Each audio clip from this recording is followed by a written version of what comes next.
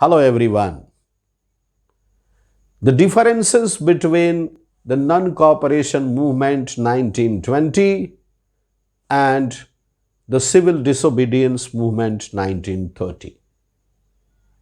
मोहनदास करमचंद गांधी के दो बहुत ही famous mass movement, the non cooperation movement असहयोग आंदोलन, द सिविल डिसोबीडियंस मूवमेंट सविनय अवज्ञा आंदोलन, दोनों में क्या अंतर थे, इसी बात पर अभी हम लोग चर्चा करने वाले हैं। आप लोग अगर सविनय अवज्ञा आंदोलन और नॉन कोऑपरेशन मूवमेंट के प्रोग्राम्स को केवल दिमाग में रखें तो आसानी से बात समझ में आ सकती है। इसके आंसर को हम लोग बहुत ही सरल तरीके से लिख भी सकते हैं और बहुत अच्छे से लिख सकते हैं।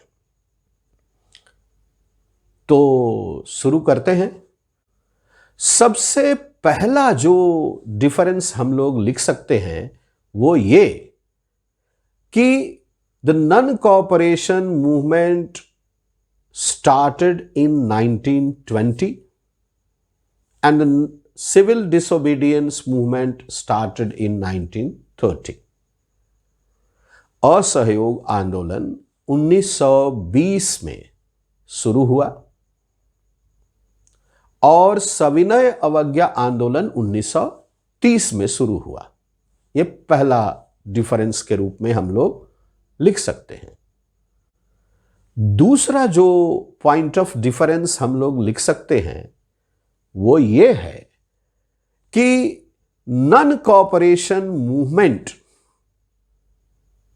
मोहनदास करमचंद गांधी ने इस इंपॉर्टेंस को ब्रिटिश को बताने के लिए किया था कि इंडियंस के कोऑपरेशन के बिना ब्रिटिश के लिए इंडिया में रूल करना डिफिकल्ट ही नहीं, इम्पॉसिबल है। जबकि सिविल डिसोबीडियंस मूवमेंट के द्वारा, सविनय अवज्ञा आंदोलन के द्वारा मोहनदास करमचंद गांधी ब्रिटिश गवर्नमेंट को यह कन्वे करना चाहते थे कि अगर सिविल रूल्स को प्रोटेस्ट करना शुरू कर दें इंडियंस, तो भी भारत के ऊपर उनके लिए शासन करना बहुत ही कठिन हो जाएगा। पॉइंट नंबर 3, 1920 में जो नॉन कोऑपरेशन मूवमेंट शुरू किया मोहनदास करमचंद गांधी ने, इसमें विमेन का पार्टिसिपेशन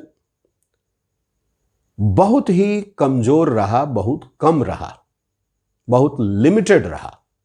लेकिन 1930 में जो सिविल डिसोबीडियंस मूवमेंट शुरू हुआ, सविनय अवज्ञा आंदोलन शुरू हुआ, उसमें विमेन का पार्टिसिपेशन बड़े ही लार्ज स्केल पर हुआ।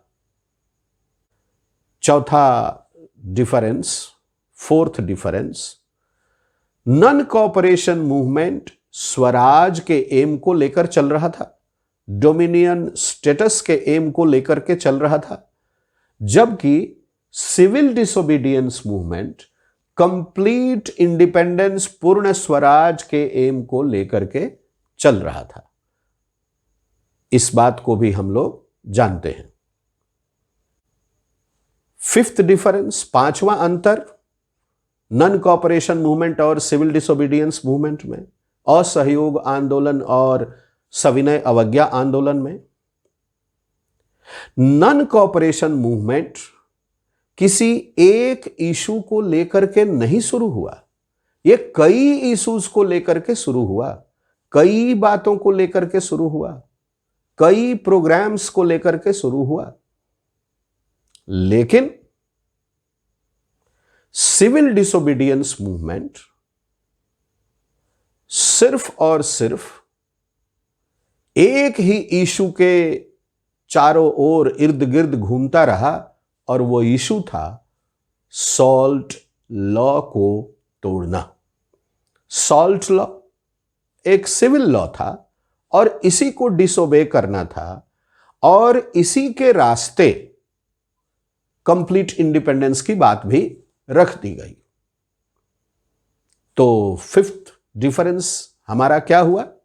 पांचवा अंतर हमारा हुआ कि नन कॉपरेशन मूवमेंट किसी एक इशू पर, किसी सिंगल इशू पर कंसंट्रेट नहीं कर रहा था, जबकि सिविल डिसोबीडियंस मूवमेंट, सविनय अवज्ञा आंदोलन पूरी तरह से एक ही इशू पर कंसंट्रेट कर रहा था और वो इशू था breaking of the salt law.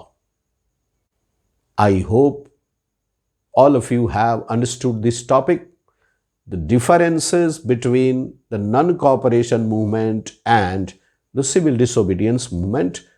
Of course, both were started by Mohandas Karamchand Gandhi, but there were points of differences, and I hope all the points are clear to all of you. Please do take care of your health and studies, practice well, and have faith in your own preparation and practice. God bless you.